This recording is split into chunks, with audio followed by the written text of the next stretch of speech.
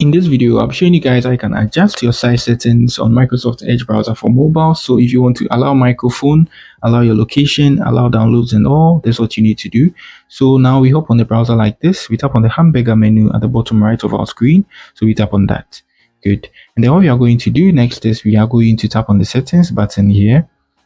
Good. And now the settings, we scroll to the bottom and you see site settings below the languages. Tap on that. Good. And now you see site permissions here, just tap on that. And good. You can allow any of these things here, from JavaScript to everything. Yeah.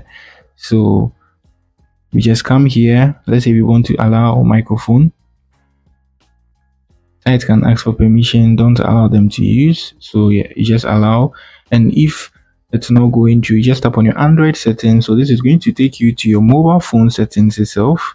And you're going to allow, you move to permissions. And you're going to allow microphone from this section, right? Yeah. So allow anytime you're using this app.